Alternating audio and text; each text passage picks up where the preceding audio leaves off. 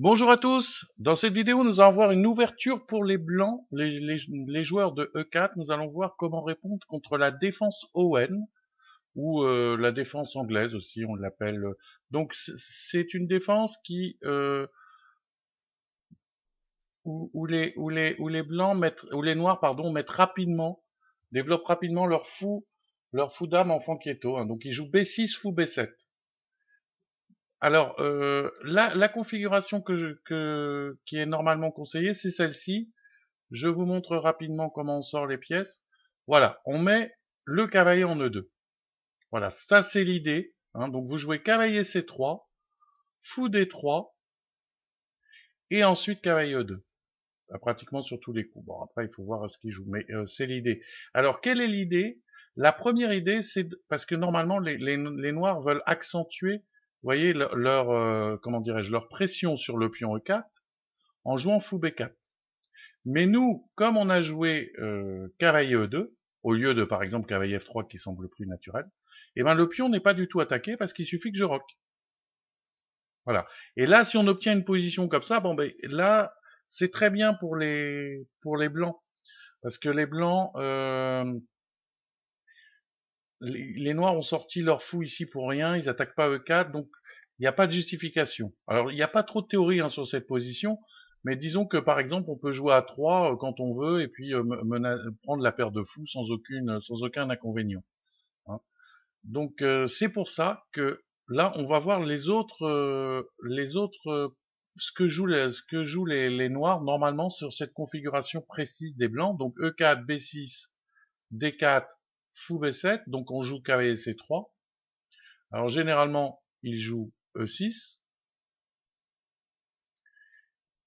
et là on joue fou D3. Alors bon, si jouait KF6, je vous conseille aussi de jouer fou D3, hein. Si à la place de KFC3, il joue KF6, on joue fou D3, hein. Ce qui est intéressant sur E6 fou D3, c'est que là, les noirs peuvent jouer F5, hein, qui est une des idées de cette ouverture, en profitant vous voyez, du pion G2 et de la tour H1 qui traîne. Alors c'est un petit peu compliqué, mais normalement, ça donne un bon jeu aux blancs, hein. On perd une tour, mais on a un gros jeu. Alors je vous montre comment. Alors imaginons que les noirs jouent F5 ici. Donc je prends, fou prend G2 bien sûr, sinon ça n'aurait pas d'intérêt, et dame H5. Alors évidemment, dame H5 ici, je ne peux pas jouer roi E7, hein. Si je jouais roi E7, ben, je pourrais faire par exemple déjà dame G5, échec, hein, et je regagnerais le fou, par exemple, hein. Donc il faut jouer G6, et G6, F prend G6. Voilà. Alors vous voyez que là, bon, évidemment, je menace tout simplement G7 et dame, hein. G7 échec à découverte, et je transforme mon pion en dame. Sur cavalier F6, par exemple, je peux très bien jouer G7 aussi, hein. Cavalier F6 qui attaque la dame. Je peux très bien jouer G7 et je perds pas de tout dans ce cas-là. Pas de tour puisque moi je vais en prendre une, je perds celle-là, mais bon. Et j'aurais détruit toute la défense du roi noir. Donc là, si les noirs veulent jouer, il faut qu'ils évitent G7. Donc le seul coup, c'est fou G7. Donc là, je prends à la découverte. Mon pion est arrivé en hachette. Roi F8. Et là, voilà, là j'accepte d'avoir perdu ma tour. Et je joue tout simplement cavalier F3. Avec l'idée de remettre le cavalier en E5. Alors la théorie dit, bon, on peut jouer tout de suite, hein, mais ça revient au même, on va jouer cavalier E5 également, hein. Donc cavalier F6, attaque la dame, dame H4, fou prend H1, et cavalier E5. Voilà. Cette position, il y a une tour en moins comment dirais-je, pour les blancs, hein, mais il y a beaucoup de jeux aussi, hein. Vous voyez que je menace, bon, ben, tout simplement ici, il faut pas essayer à mon avis, il faut pas forcément essayer il y a des clouages un peu partout, hein. Je pense qu'il faut sortir les pièces, hein, style jouer, pas essayer fou H6, grand rock, et puis de toute façon les noirs ils ont beaucoup de mal pour se développer, hein. Si je joue KIC6, bon, je vais regagner un temps sur le fou c'est sûr. Donc si je joue KIC6, Ils menaceront même pas de prendre en E5 parce qu'il y a un clouage ici. Je peux jouer, par exemple, si je joue cavalier C6, je peux jouer fou G5, par exemple, sortir ma pièce. Et après, je menace déjà de regagner un temps. Vous voyez, puis le fou, il a pas tant de cases que ça. Donc, je vais pouvoir me développer très facilement autour du roi. J'ai même des cavaliers G6, mais je vous dis, je suis pas forcément pressé de les jouer, de récupérer le matériel. Là. Les blancs, les noirs ne peuvent pas trop bouger ici. Donc, l'idée, ça serait d'accentuer la pression petit à petit et de faire jouer, par exemple, la tour A1 quelque part sur la colonne G. Donc, cette variante que je vous remontre après F5, puis on prend F5, fou prend G2, dame H5 échec, avec l'idée, bon, si roi E7, dame G5, je regagne le fou. G6, puis on prend G6, donc menace découverte de gagner, donc fou G7, puis on prend roi F8, cavalier F3, et je sors les pièges. J'accepte de perdre une tour dans cette variante, avec une position confortable malgré tout. Même l'ordinateur, ici, quand on regarde, il évalue la position à plus 1, 42. Il donne avantage aux blancs. Hein. Alors, normalement, donc les noirs qui se préparent à cette variante, normalement ne jouent pas F5 à cause de cette variante. Ils jouent plutôt cavalier F6. Et comme je vous disais, on finit notre développement et on joue cavalier E2. On met le cavalier en E2 dans ce système. C'est très important. Et là, je vous le disais tout à l'heure, fou B4 est un peu un coup d'épée dans l'eau parce qu'il suffit que je roque et il n'y a plus d'attaque sur le pion en E4 à cause des cavaliers en relais. Hein. Donc fou prend C3, cavalier prend C3. Donc j'ai juste le temps de me déroquer, de me déclouer et d'assurer la protection du pion en E4.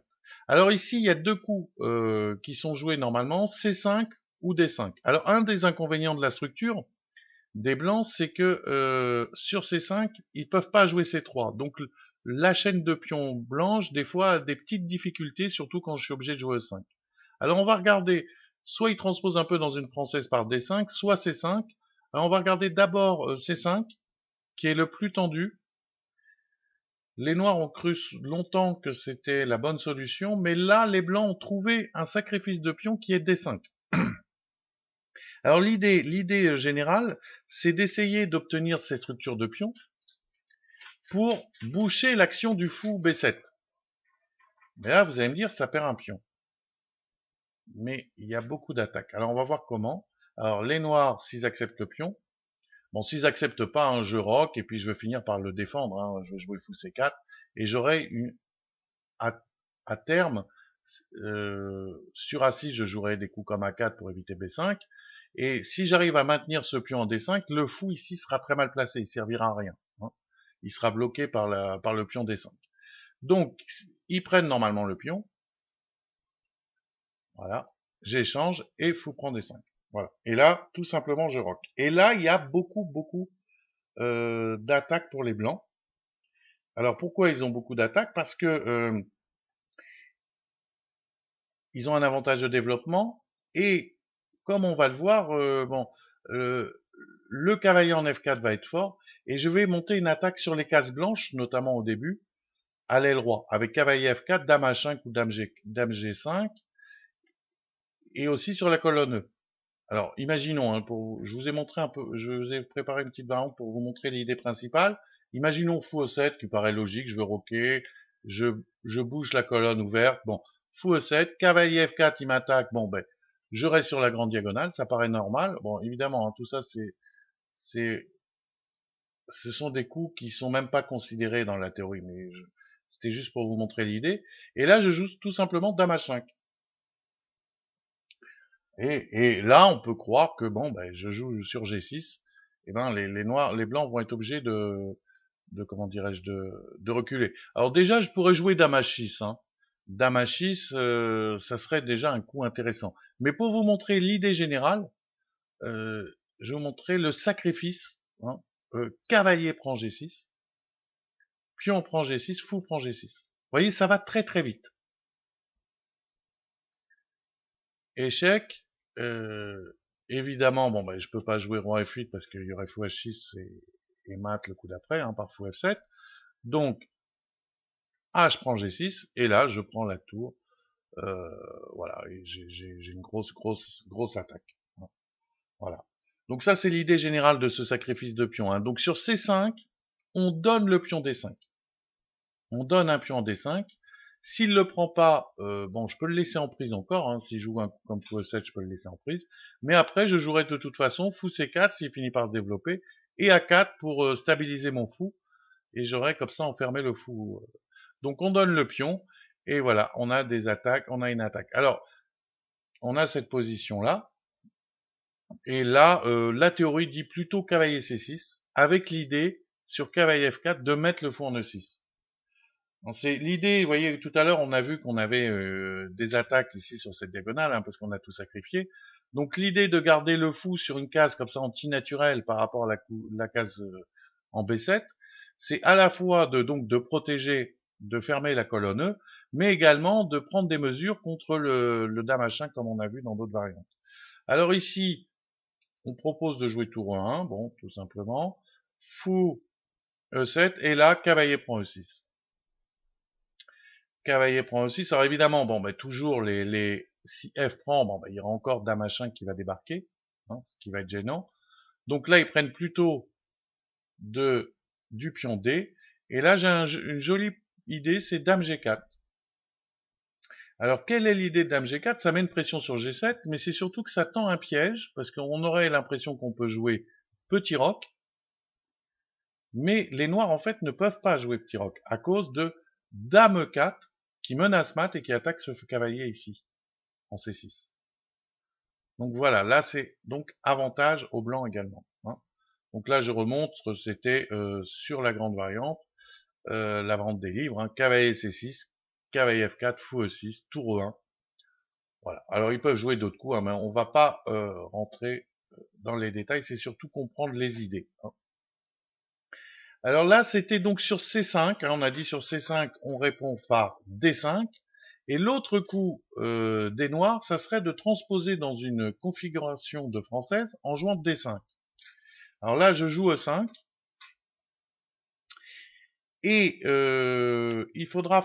Voilà, c'est dans ces positions, ça, comme je vous disais tout à l'heure, c'est gênant d'avoir le cavalier en C3 parce que je ne peux pas jouer C3 et faire une belle chaîne de pions. C'est le seul petit inconvénient. Mais on va le voir, le dynamisme des blancs va largement compenser. On va retrouver cette idée cavalier F4 et des attaques de sacrifice aussi bien en E6 que cavalier prend E6, dame H5, fou prend G6. On retrouve ces thèmes-là dans cette position. Alors ici, cavalier FD7, qui est le coup naturel, hein. S'il venait en E4, ben on pourrait, il y a plusieurs manières de jouer, mais on peut aussi tout simplement prendre ici, prise, et fou E3. On bloque le pion, et on a un petit avantage de développement, et un pion faible ici, hein, qu'on pourra très certainement attaquer plus tard par KG3, quand on aura terminé notre développement, hein. Donc, il vient sur E5, il vient pas trop en E4, il va plutôt en D7, et là, je dois jouer actif, cavalier F4. Voilà. Alors, il y a deux idées, hein. Bon, il y a l'idée agressive, mais il y a une idée aussi plus cool, c'est-à-dire que on garde le cavalier ici, et on va mettre celui-ci en E2 pour pouvoir jouer C3, hein, et avoir comme ça notre belle chaîne de pion en 4C5, hein. Alors ici, il y a quand même une menace directe. Je commence à avoir des menaces ici sur E6, hein, avec des dames H5 qui traînent, hein. Imaginons C5, hein, C5, je pourrais déjà faire cavalier prend E6 ici. Pion prend E6, vous voyez, toujours ces idées, dame H5, vous voyez, et c'est une catastrophe. Vous voyez que là, bon ben voilà, là c'est très très difficile déjà. Si je joue G6, bon ben là je vais carrément avoir des grosses difficultés, je vais me faire mater tout de suite, hein. Donc je suis obligé de jouer roi E7, hein, parce que sur G6 je prends, il prend, dame prend, roi E7, fou G5 mat, donc il joue roi E7, et là je continue avec fou G5, vous voyez. Bon, et puis, bon, voilà, on va pas, hein, bon, on va pas analyser ça, c'est quand même une partie pas très agréable pour les noirs. Donc voilà l'idée cavalier F4 qu'on retrouve, hein, avec ces idées toujours cavalier prend aussi cette attaque avec dame H5. Donc ici, les noirs normalement se développent se défendre contre cette menace et joue G6.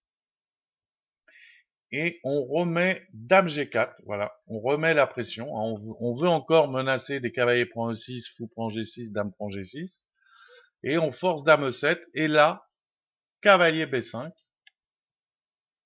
menace une fourchette, et cavalier A6, qui nous a permis, vous voyez, de jouer C3. On peut jouer C3 ici avec un bon avantage, tout simplement. Et voilà, on a obtenu notre chaîne de pions. Et vous voyez que bon, bon, le cavalier peut-être reculera là s'il est attaqué, mais surtout il y a des cavaliers D6 aussi qui traitent. Et on voit que là, bon, voilà, les noirs, le développement des blancs est beaucoup plus harmonieux que celui des noirs. Voilà. Donc c'était une petite vidéo rapide sur cette ouverture, hein, bon, qui demande quand même un petit peu. Vous voyez, il y a de la tactique quand même, hein, notamment. Bon, on a vu ici F5, hein, où on perd une tour, puis on prend et Dame H5. On donne, il y a une variante où on perd la tour, hein, là où il faut qu'il trouve ici fou G7. Hein, et là, on accepte de perdre une tour, mais comme on l'a dit, après on a du bon jeu. On a vu aussi sur cavalier E2 ici, donc qui est notre configuration hein, générale, hein, cavalier C3, fou D3, cavalier E2, c'est comme ça qu'on se développe. On a vu que sur C5, pareil, on donne un pion, on donne le pion D5 ici, pour obtenir après, là on fait tout simplement petit roc pour défendre G2, et après on obtient une belle attaque avec cavalier F4, et sur D5, hein, on obtient le même genre d'attaque, E5, cavalier D5, et cavalier F4 tout de suite, hein, qui menace immédiatement cavalier prend E6 et dame H5, échec. Voilà, voilà ce qu'il faut retenir pour pouvoir être préparé contre cette défense, donc la défense anglaise, ou la défense dite aussi Owen, qui était un joueur anglais connu. Voilà, à bientôt dans une prochaine vidéo.